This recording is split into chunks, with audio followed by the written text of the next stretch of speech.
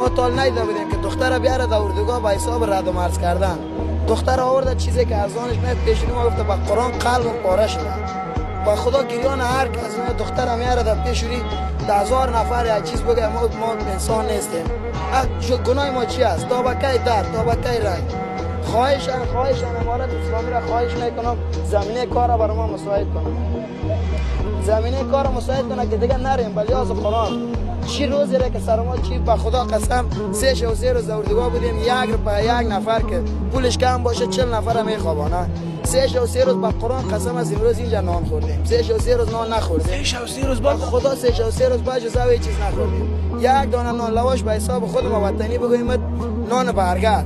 به همراه یعنی قمربا میته یعنی چی کاری که ازش نمیه هر اون چیزی که از دانش میگه الله تو کوب میکنه.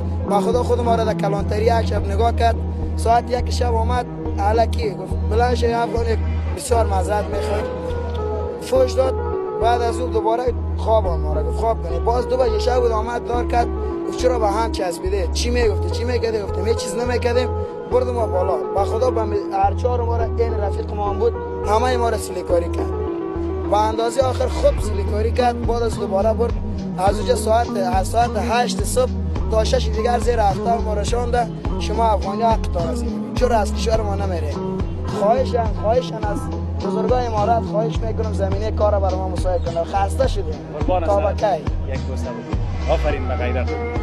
آفرین. اما یک چیز دیگه برات میگم. حالا اونها هر کار که کت ما و شما کردن حالی که ما و شما شکر در وطن ما هستیم. بیشتر آمده شروع گزارش گفتم این چیزا را اگر میخوایم که دیگه در زندگی ما نبینیم باید خود ما وطن ما را بسازیم. کل ما و شما دست به دست هم بدیم. خیر است مشکلات در وطن ما هست 3 وقت یک وقت میخوریم دیگه خب کسی خواهر ما را دو دشنام داده نمیتونه. صحیح سر بلند زندگی میکنیم غرور تام زیر پای نشه. ما هم دیگه سر از این موضوعات بحث نکنیم. صحیح قربان بسیار زیاد تشکر.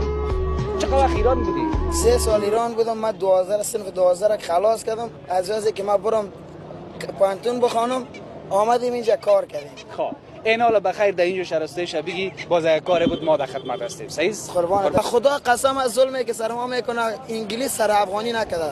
انگلیس با خدا سر هر چیز نفر دیدیم پاسپورت با خدا در پلی ما پاسپورت شده صدل کثافت‌دانی انداخته.